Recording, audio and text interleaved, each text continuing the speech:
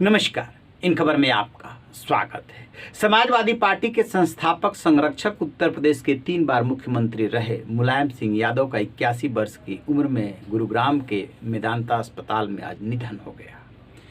बहुत सारे नेता विभिन्न राजनीतिक दलों के उनके निधन पर दुख व्यक्त कर रहे हैं। इसी क्रम में मायावती, जो कि बसपा सुप्रीमो है, उन्होंने भी दुख व्यक्त किया है, ट्वीट किया है।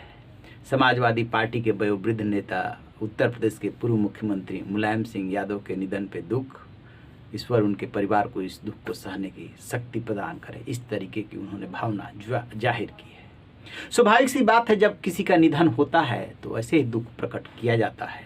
लेकिन मायावती ने जब दुख प्रकट किया, संवेदना प्रकट की, तो याद आ गया वो कांड जब कभी मायावती और मुलायम एक हुआ करते थे, लेकिन उस कांड के बाद हो गए अलग अलग और फिर एक दूसरे को फूटी आंखों नहीं देखना चाहते थे। 2019 के आम चुनाव में एक साथ आए, लेकिन फिर जल्दी ही अलग हो गए थे। आखिरकार वो कौन सी घटना थी जिसने मुलायम और मायावती को दिल से दूर कर दिया, जो कभी एक हुए थे? वो घटना थी गेस्ट हाउस कांड। 2 जून 1995। 1993 में मुलायम सिंह यादव ने एक प्रयोग किया था जिसमें काशीराम ने सहयोग किया था। 1992 में समाजवादी पार्टी की स्थापना की थी। इसके बाद चुनाव हुआ। 108 सीटों पे सपा, 67 सीटों पे बसपा जीती थी। और पहली बार ऐसा हुआ था यूपी की राजनीति में कि पिछड़े और दलित, पिछड़े के साथ यानी कि MY समीकरण जिसको बोलते हैं, मुस्लिम और यादव, जो मुलायम सिंह यादव का वोट बैंक था, और इधर दलित वोट बैंक जो कांग्रेस से खींच रही थी BSP अपनी तरफ, दोनों मिल गए और दलित वोट को खींचा अपनी तरफ। नतीजा ये हुआ कि पिछड़ा और दलित जो गठबंधन बना, उसकी बदौलत उत्तर प्रदेश में सरकार बनी, मुलायम सिंह यादव मुख्यमंत्री बने। इसी बीच बीजेपी ने ये भांप लिया कि यदि ये गठबंधन बहुत दिनों तक चला तो उत्तर प्रदेश की राजनीति में फिर कभी कांग्रेस और बीजेपी नहीं आ पाएगी। मायावती के मन में भी मुख्यमंत्री बनने की इच्छाएं, महत्वाकांक्षाएं कुलाचे भर रही थी। लिहाजा बीजेपी से वो पिंगे बढ़ाने लगी थी। कहते हैं कि 2 जून 1995 को गेस्ट हाउस में वो मीटिंग कर रही थी, इसी को लेकर के अपने कार्यकर्ताओं के साथ। ये बात समाजवादी पार्टी को पता चल गई थी। समाजवादी पार्टी के लोगों ने गेस्ट हाउस पे हमला कर दिया था। मायावती ने कमरे में बंद करके अपने को बचाया था, और उनके साथ जो उस समय लोग उस कमरे में थे, वो कहते हैं कि उनको बचाने के लिए दरवाज़ा तो समाजवादी पार्टी के कार्यकर्ता तोड़ ही देते, सोफे वगैरह जितने फर्नीचर थे सब दरवाजे पर रख दिए गए थे, इसलिए वो घुस नहीं पाए। हालांकि अजय बोस ने बहन जी के नाम से जो किताब लिखी, उसमें उनका कहना है कि मायावती के साथ भी बदसलूकी हुई थी, कपड़े फाड़े गए थे, मारपीट हुई थी। वो तो बीजेपी के एक नेता ब्रह्मदत्त द्विवेदी अब नहीं रहे, वो मौके पर पहुंचे थे। पुलिस देर से एक्शन में आई थी। अजय राज शर्मा मौके पर पहुंचे थे। उसके बाद पुलिस अधिकारियों को हड़काया था, बचाने के लिए कहा था।